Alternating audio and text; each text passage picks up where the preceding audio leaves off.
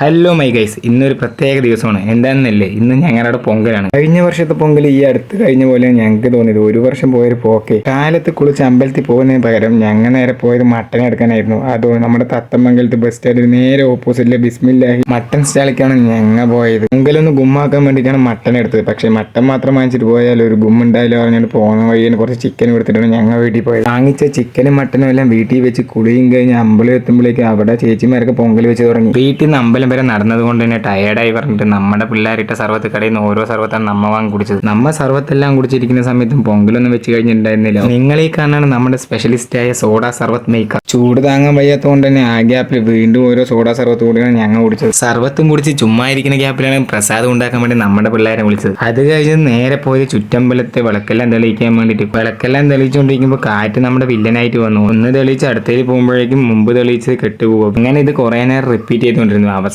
എല്ലാ തിരികളും നമ്മ തെളി. അത് കഴിഞ്ഞത് ഉടുക്കുവട്ടാൻ വേണ്ടി 2-3 ചേട്ടന്മാർ അവിടെ വന്നിട്ടുണ്ടായിരുന്നു. അതിനുശേഷം ചെണ്ടമേളമായിരുന്നു. ചെണ്ടമേളം കേട്ടതും പിള്ളേർ ഫുള്ളായിട്ട് വീഡിയോ എടുക്കുന്നുണ്ടെന്നും ആദ്യം ഷൈ പോലെ എന്തൊക്കെയൊക്കെ കാണിക്കേണ്ടായിരുന്നു. സത്യത്തിൽ ചെണ്ടമേളം കേട്ട് കഴിഞ്ഞാൽ 2K എന്നില്ല, 90s എന്നില്ല, ജെൻസി എന്നില്ല, ആൽഫ എന്നില്ല, ആരും തന്നെ കളിച്ചു പോകും. ആദ്യം സമാധാനത്തോടെ കളിച്ചിരുന്ന പിള്ളേരാണ്. ചെണ്ടയൊന്ന് പെരുപ്പിക്കാൻ തുടങ്ങിയിട്ട് അവർ ചാടണയുടെ ആവേശങ്ങൾ മാറി. എല്ലാ ചെണ്ടമേളത്തിന്റെ ഇടയിലും കാണും എല്ലാവരും ഗ്രൂപ്പായി ഡാൻസ് കളിക്കുമ്പോൾ ഇങ്ങനെ മാറുന്ന കളിക്കുന്ന 2-3 പേര്. ആ കാറ്റഗറി പെട്ടവരുത്തിനാണ് നിങ്ങളീ കാണുന്നത്. അങ്ങനെ അവസാനം ചെണ്ടമേളത്തിന്റെ ആവേശമൊക്കെ കഴിഞ്ഞ് പിള്ളേർ നേരെ വന്ന് നമ്മുടെ സർവത്ത് കടയ്ക്ക്. ചെണ്ടമേളം കഴിഞ്ഞെങ്കിലും അതുപോലും അറിയാതെ ഇപ്പോഴും ചാടിക്കൊണ്ടിരിക്കുന്ന നമ്മുടെ നാട്ടിലെ കുടുംബശ്രീ ചേച്ചിമാർ.